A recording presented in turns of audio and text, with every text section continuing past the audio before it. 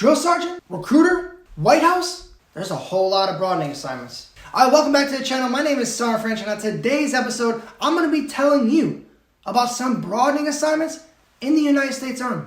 Now, when I talk about broadening assignments, it's just that. It's broadening your horizon.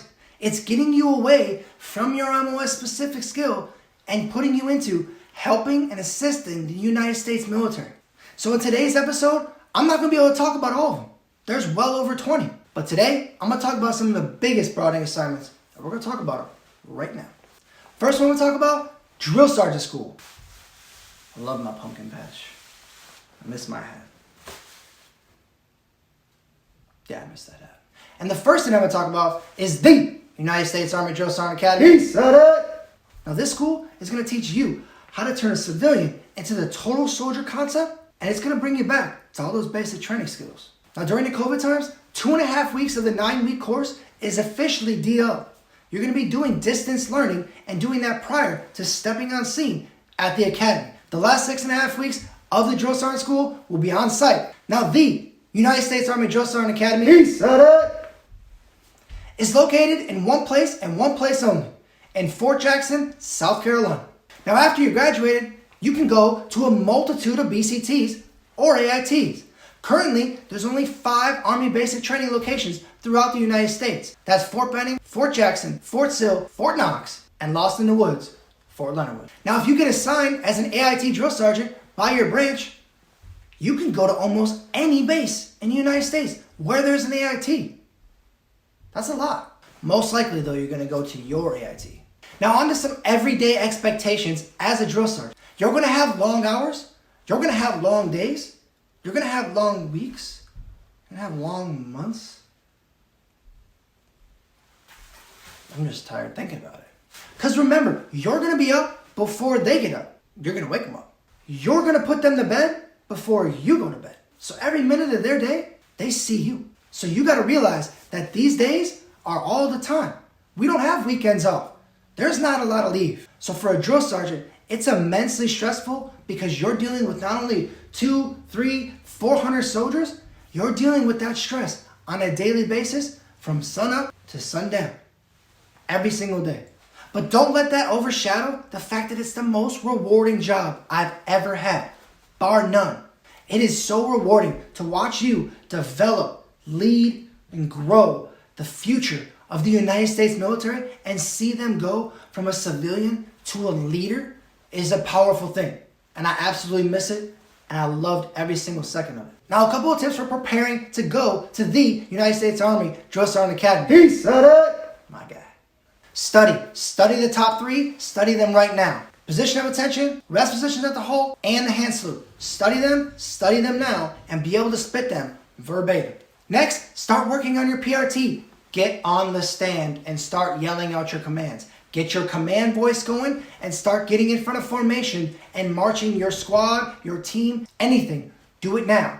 You can learn at the Drill Sergeant Academy. You should want to go there and do things and fail and be good or anything. You should want to go there and be critiqued. Because when you get on site at basic training or AIT, getting on a stand for the first time in front of 400 or 500 people, it's going to be a scary day. You better get comfortable and get comfortable quickly. And you do that by going out and giving it effort. On to the next biggest broadening assignment, the United States Army Recruiter. The Army Recruiting School is 7 weeks long, and it's located in one place and one place only, Fort Knox, Kentucky. At that school, they're going to teach you how to be a subject matter expert in getting somebody in the United States military. From civilian to getting off the bus at basic training, they're going to take care of you and get you enlisted into the United States military. And now one of the best things about being an Army recruiter is you can be stationed anywhere. It don't have to be even by a base. All 50 states across the entire United States. They even got some in Puerto Rico. Now when it comes to everyday expectations, it's a serious grind. It's extremely stressful, just like a drill sergeant. You're going to have a secondary phone that's all for work. Everywhere you go, you're always representing the military. Every single place you go, you're always recruiting. You're always putting that Army name above your own. You're going to be recruiting 24/7, 365. Every single minute. You may be on leave. You still recruit. Here's my card. Talk to me.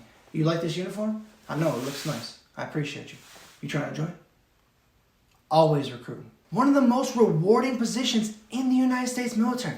Civilians are coming to you to join the greatest military on the face of this planet, and you're the one to help get them in. And you're going to be able to watch them go in your office as a civilian, come back on hometown recruiting, and see this outstanding soldier that you helped get in the United States military and made their life better. That's a rewarding job. I promise you.